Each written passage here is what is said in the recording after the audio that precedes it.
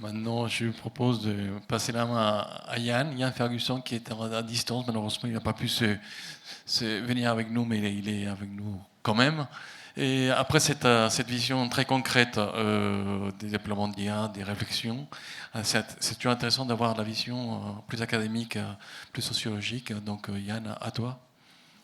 Merci beaucoup. Merci beaucoup. Je suis désolé de ne pas être avec vous. Alors, je vais essayer de voir si je peux partager des slides. Est-ce que chez vous, ça fait quelque chose? Pour l'instant, vous me voyez? Oui, c'est bon, ça a on l'air voit d'être tout, bon. on voit bien. Ah, super, super. Donc, je suis le directeur scientifique du Laboria, qui est une initiative qui a été lancée en novembre 2021 par INRIA et le ministère du Travail et de l'Emploi. Donc, novembre 2021, c'était un an avant la sortie, exactement un an avant la sortie mondiale de ChatGPT et puis de cette hype autour de l'IA générative, qui a évidemment beaucoup modifié notre problématique et le pas de temps dans lequel on considérait auparavant que les transformations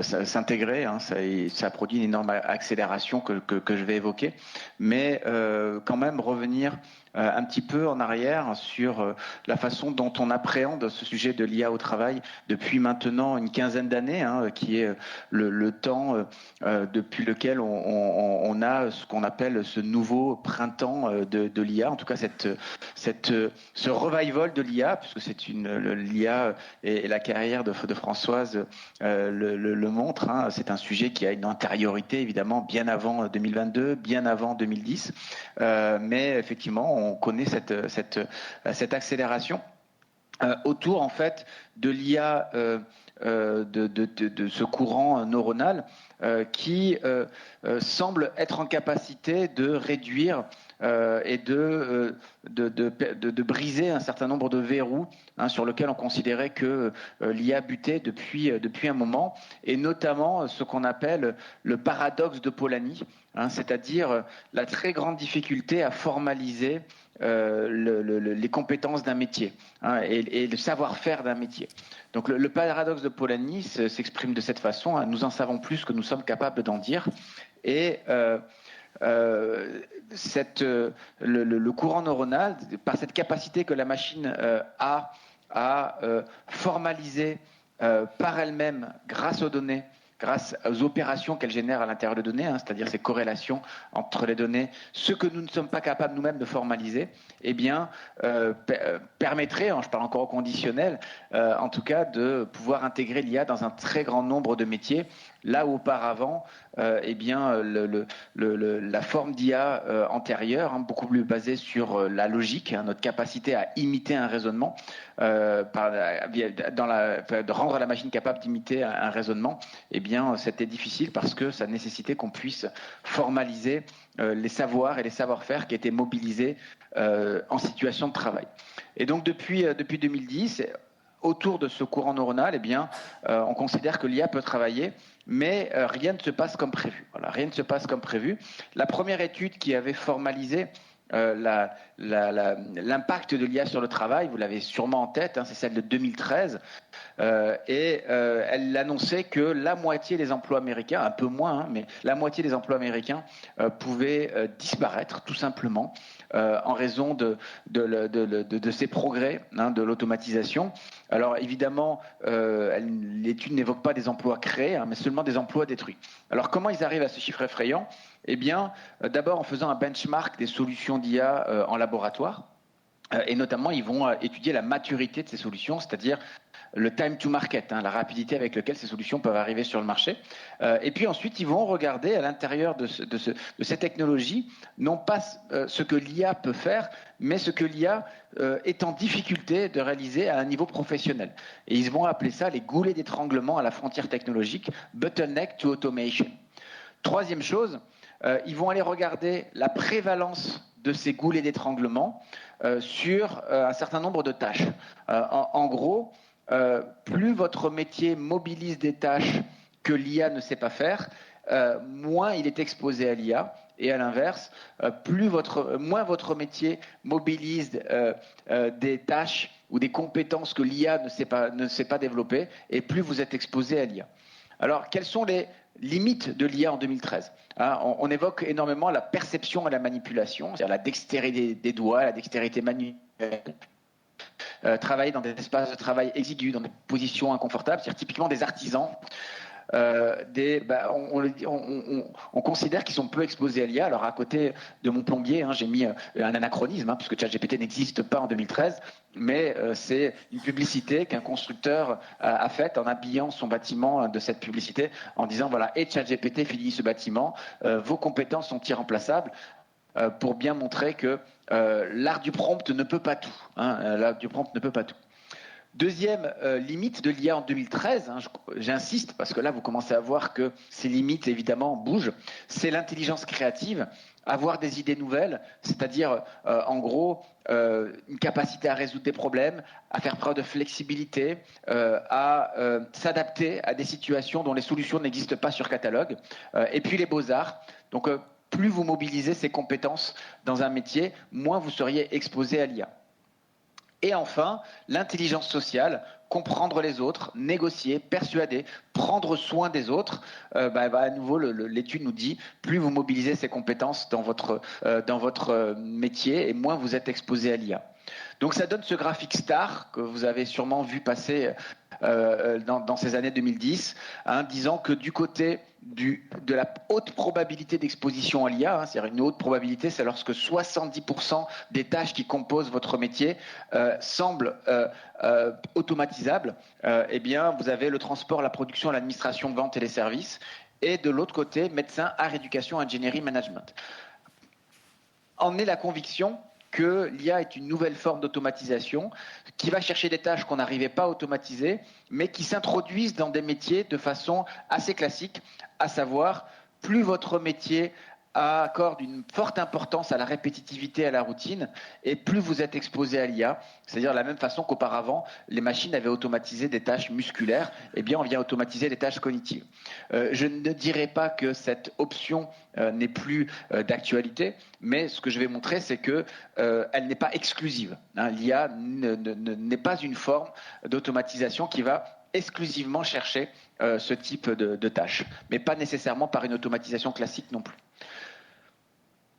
Pour la France, hein, le cabinet Roland Berger nous disait que 42% des emplois français étaient à haut niveau d'exposition, donc c'était aussi une forme de panique, hein, qui a été le début de mon job. Moi j'ai commencé, j'ai pas l'antériorité de la carrière de François sur ce sujet-là, parce que moi avant je m'occupais surtout d'urbanisme. En 2015, c'est le moment où je commence à m'intéresser vivement à ce sujet-là, parce qu'il commence à y avoir une forte demande, notamment de sociologues, pour compenser un peu ou rééquilibrer avec ces propos d'économistes. 10 ans plus tard, on continue à voyager dans le temps, l'OCDE, en 2023, publie une nouvelle étude qui reprend d'une certaine façon l'architecture de la précédente. On va aller regarder sur quelle application l'IA a connu les progrès scientifiques les plus significatifs. Donc on a un set d'applications, la reconnaissance des pistes musicales instrumentales, la reconnaissance du langage, la traduction, évidemment, les jeux de stratégie abstraite, la modélisation du langage, la réponse à des questions visuelles, la reconnaissance d'images, la génération d'images, la compréhension de la lecture, les jeux vidéo en temps réel. Voilà les 10 applications sur lesquelles l'IA aurait le plus progressé sur la période 2010-2015. Et que nous dit l'OCDE ? Eh bien, le point commun entre cet ensemble d'applications, c'est que l'IA a davantage progressé sur les tâches cognitives de haut niveau, non répétitives. Donc ça, c'est la première question de l'étude. Il y en a plusieurs, mais je résume. La deuxième grande question de l'étude, c'est comment on convertit ces applications technologiques en compétences d'adultes. Et là, l'OCDE va utiliser une enquête qu'elle mène depuis des années, qui s'appelle l'enquête PIAAC. Et l'enquête PIAAC, c'est une enquête mondiale sur les compétences des adultes. Donc, sur quelles compétences d'adultes l'IA a-t-elle le plus progressé ? Eh bien, l'IA a le plus progressé sur l'ordonnancement de l'information, c'est-à-dire la capacité d'un adulte à organiser l'information selon une règle définie en avance, la mémorisation et la mémoire persistante, celle qui permet le raisonnement, la vitesse de perception, la vitesse avec laquelle un adulte est capable d'identifier des similitudes et des erreurs dans des ensembles d'informations et de données, la vitesse de structuration, la vitesse avec laquelle vous identifiez des unités logiques, hein, des unités de sens dans des ensembles d'informations.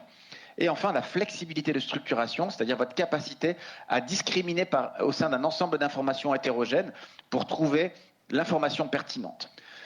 Donc ça, c'est la deuxième question. La troisième grande question que je vais mettre en avant dans mon exposé, c'est qui utilise cet ensemble de compétences sur lesquelles l'IA a le plus progressé? Eh bien, l'OCDE nous dit que, en théorie, l'IA, les trois métiers qui sont désormais les plus exposés à l'IA au regard de ces progrès les plus récents, eh bien, c'est directeurs généraux, ingénieurs et managers. Et c'est là où j'aimerais être avec vous dans la salle, parce que je me dis que là, j'ai un peu climatisé la salle, parce que j'imagine que ça représente quelques-uns des métiers qui sont parmi vous des professions. Par contre, sur ces métiers, et de manière générale, sur d'autres métiers, on parle moins d'automatisation et de plus en plus d'assistants. Voilà, beaucoup plus d'assistants, et le sujet est moins finalement de la division du travail, qu'est-ce qu'on laisse à la machine et qu'est-ce que l'humain coerde pour lui, mais plutôt comment on coopère, la coopération d'un machine pour résoudre des problèmes parfois complexes qu'on aurait du mal à résoudre seul, un peu comme c'est difficile de résoudre le fait d'enfoncer un clou dans une planche seul, sans marteau. Alors évidemment, j'ai parlé de l'IA générative, qui accélère énormément le sujet. Je vous rappelle, novembre 2022 déjà. L'IA générative, c'est d'abord un accélérateur. Vous connaissez la statistique de la dissémination de l'IA. Il faut savoir qu'avant l'IA générative, on considérait que moins de 1% des Français pouvaient dire « je travaille avec l'IA ». Aujourd'hui, selon les études, on est entre 20 et 50%. Alors le spectre est assez large, mais dans les faits, que ce soit 20 ou 50%, vous passez d'un sujet de super niche à un projet soit à l'orée de la masse, soit on est déjà sur un sujet de masse. Françoise l'a dit, évidemment, cette dissémination est impressionnante. C'est ce qu'on appelle, nous, le temps smartphone de l'IA. Mais, et Françoise l'a dit aussi, ce qui est nouveau, c'est que là où avant, le moins de 1%, c'était des initiatives d'employeurs, et exclusivement d'employeurs, le 20 ou 50%, c'est massivement et majoritairement des initiatives d'employés. Aujourd'hui, vous êtes réunis pour savoir comment vous pouvez accompagner la transformation de vos organisations et les métiers de vos employés, mais ils ne vous ont pas attendu en tout cas. Sachez que le phénomène majoritaire de l'IA au travail aujourd'hui, ce sont des employés qui utilisent une solution que vous n'avez pas validée et qui le font en loose day, comme disent mes enfants, ils le font en cachette. Voilà. Et ça, évidemment, ça pose un certain nombre d'enjeux, mais c'est aussi révélateur d'un certain nombre d'enseignements, alors même que les projets d'employeurs ont du mal à passer à l'échelle. Ayez en tête qu'on considère que 80% des projets use case, des projets portés par l'employeur, 80% ne passent pas la période d'essai. Ça, tous les grands cabinets de consultants le reconnaissent, qu'ils se sont un peu plantés stratégiquement. Et le schéma qu'a montré Françoise de BCG est assez éclairant de ce point de vue-là. Alors que font-ils ces employés lorsqu'ils utilisent l'IA sans qu'on leur demande ? Ils vont sur des sujets de créativité, ils vont sur des sujets d'innovation et sur des sujets d'inspiration, c'est-à-dire des sujets de créativité en proportion égale des sujets de gain de productivité. C'est-à-dire que quand finalement l'employé utilise comme bon lui semble l'IA, et ça ne veut pas dire qu'il le fait bien, il a une répartition équilibrée entre le gain de productivité et de créativité. Mais il va aussi avoir des mésusages, comme par exemple utiliser l'IA générative comme un moteur de recherche. À nouveau, je me réfère à Françoise, puisque c'est une autorité en la matière. L'IA générative est une technologie qui, par design, n'a rien de commun et n'a aucun lien avec la notion de vérité, mais uniquement de vraisemblance statistique. Et donc, utiliser l'IA comme un moteur de recherche est un mésusage qui amène à certains risques, comme par exemple Maître Schwartz, qui malgré lui, maintenant est bien connu, puisque Maître Schwartz est celui qui avait préparé un dossier de défense de son client avec l'IA générative et qui a été convoqué, mis à l'amende par le juge, puisque une bonne moitié de son dossier de défense faisait référence à des arrêts qui n'avaient jamais été prononcés. Vous savez que l'IA avait halluciné, avait inventé une jurisprudence tout à fait vraisemblante, mais absolument fausse. Ça, c'est une étude beaucoup plus récente qui a été faite il y a quelques semaines, qui est sortie par Anthropic notamment. Anthropic a un modèle de langage qui s'appelle Claude et ils ont analysé 4 millions de conversations. Ils se sont demandé d'abord dans quel domaine, quels types de métiers utiliser Claude, et on n'est pas surpris qu'une grande partie des conversations concernent la computer science. hein, l'informatique. Mais une bonne partie va considérer, et le fait de professionnels qui évoluent dans les médias, hein, et d'autres dans l'éducation et dans les livres. Par contre, très peu sont utilisés par des gens qui ont une manipulation physique de l'environnement. Ça, c'est la répartition des revenus, hein, qui utilisent l'IA générative. On voit que le pic d'usage est dans le quartile supérieur des salaires, hein, et par contre, aux extrémités, il y a beaucoup moins d'usage. Hein. Les gens qui sont peu rémunérés utilisent très peu, et les gens qui sont ultra rémunérés l'utilisent assez peu, mais on est quand même dans le quartile supérieur, ce que nous on résumera sur un niveau Bac plus 4, Bac plus 5. Dernier enseignement, enfin il y en aurait d'autres, mais je les ai résumés pour vous, c'est les schémas d'utilisation. Et on voit qu'on est plutôt sur un schéma équilibré, mais qui quand même va davantage dans le sens de schéma d'augmentation, c'est-à-dire que les gens utilisent davantage l'IA pour travailler avec sur des tâches complexes que déléguer des tâches simples pour qu'ils puissent se concentrer sur des tâches plus complexes. Donc on voit en fait que spontanément, eh bien ces types d'utilisateurs va davantage sur de l'augmentation. Peut-être parce qu'on pourrait dire qu'ils ont moins de tâches simples et évidentes, mais en tout cas, ils vont plus facilement vers des tâches, des schémas d'augmentation.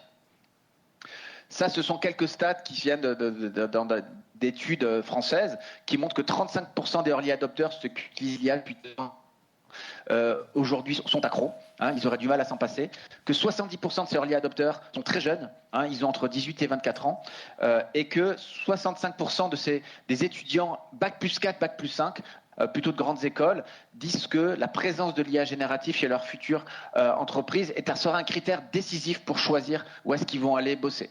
Donc, c'est ce qu'a dit Françoise à nouveau, hein, c'est déjà là. Voilà, c'est déjà là. Et la question est de savoir c'est comment on accompagne cette transformation que beaucoup ont déjà engagée. Hein. Aujourd'hui, beaucoup d'employeurs sont à la remorque, hein, de leurs employés sur le sujet de l'IA, sans pour autant dire encore une fois que leurs employés sont des bons utilisateurs. L'IA générative est là, mais ça ne veut pas dire qu'il n'y a pas d'inquiétude. Hein. La banalisation de l'IA n'a pas réduit l'anxiété. 68% des Français interrogés anticipent des conséquences négatives pour leur entreprise. 4 sur 10 pensent que l'IA pourra à terme effectuer l'essentiel de leur travail. Et 27% pensent que ce transfert va s'opérer dans les 10 prochaines années. Par ailleurs, il y a une espèce de perception encore morale, il y a un problème moral avec l'usage de l'IA. Les gens qui utilisent l'IA en cachette ont peur que cet usage, le jour où il sera dévoilé, soit significatif de triche. Hein, on a triché en fait, ou alors d'incompétence. Voilà, on utilise l'IA parce qu'on n'est pas assez compétent, ou tout simplement parce qu'on est feignant. Et donc aujourd'hui, il y a quand même un regard moral, en tout cas une anticipation sur un jugement péjoratif à leur égard des utilisateurs. Et ça, évidemment, c'est un enjeu des organisations de déculpabiliser dès lors qu'on a sorti l'usage de l'IA de la clandestinité. Je vais terminer en proposant quelques chemins. Un chemin de l'IA centré sur le travail. Parce que pour moi, il faut trouver la bonne ligne de crête entre le cas d'usage, c'est-à-dire la transformation portée par l'organisation, et puis les pratiques. Ça, c'est un schéma qui est porté par une approche très tech, hein, de l'IA. Alors, je l'ai surtout pris parce qu'il va ressembler à celui que je vais vous le proposer. Et donc, on voit une approche très technique, hein, de l'IA. Pour moi, la première étape, c'est d'abord de réassurer le professionnel, hein, de réassurer qu'il soit formé et réassuré dans sa centralité. Et ça va au-delà d'être formé à l'outil, mais d'avoir une vision assez globale, hein, de ce que c'est l'IA, parce que c'est un sujet qui est intéressant, inquiétant, et il ne faut pas uniquement penser être formé à l'outil, mais aussi avoir une culture globale, hein, du sujet IA. Deuxième élément, il faut évidemment que l'IA soit de confiance. Ça, c'est un sujet un petit peu plus technique. Il y a l'IA Act, mais d'un point de vue métier, il faut s'assurer que la technologie qu'on a développée, elle soit utile et utilisable. Aujourd'hui, il y a beaucoup de solutions qui sont utiles mais pas utilisables, ou qui sont utilisables mais pas utiles. Et donc, pour ça, il faut vraiment rentrer dans la logique métier. Il faut penser à cette human-machine teaming, à cette coopération main-machine qui est essentielle, de telle façon à ce que le coût de la coopération ne soit pas supérieur au gain de la coopération. Hein, par exemple, le travail de supervision, il faut qu'il soit intéressant, il ne faut pas qu'il soit pénible, et il ne faut pas qu'il fasse perdre un temps excessif et qui crée une tâche fastidieuse et pénible, alors même que l'IA, sa promesse, c'est de supprimer ces tâches fastidieuses et pénibles. Évidemment, il ne faut pas uniquement se centrer sur le couple humain-machine, mais intégrer ce couple humain-machine dans un collectif de travail. Pour cela, il faut que l'organisation soit apprenante, c'est-à-dire qu'elle accepte des itérations. Il faut savoir que les projets aujourd'hui ne sont pas nécessairement matures, et donc il faut apprendre des échecs. Et il faut aussi avoir des conflits de qualité, c'est-à-dire qu'il faut que les utilisateurs de l'IA débattent collectivement sur qu'est-ce que signifie travailler avec l'IA et c'est quoi le bon travail au temps de l'IA. Et enfin, il faut qu'il y ait une réflexion avec les partenaires sociaux, c'est essentiel, autour des grandes promesses modernes du travail. On veut une dignité matérielle par le travail, c'est-à-dire on veut bien vivre de son travail, on veut vivre de mieux en mieux de son travail. Pour ça, il faut s'assurer que l'introduction de l'IA ne réduise pas les opportunités de progression professionnelle. Mais il faut aussi une dignité spirituelle, ça c'est important, c'est-à-dire comment le travail fait sens, comment le travail me permet d'agir sur le monde, comment il me permet de m'exprimer à travers mon travail. Et ça, c'est évidemment à travers le dialogue social, technologique pour le coup, qu'on va être en capacité de pouvoir construire ces trajectoires professionnelles gratifiantes au temps de l'IA.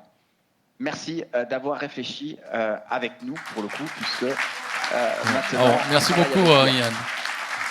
Un vrai triomphe. Merci.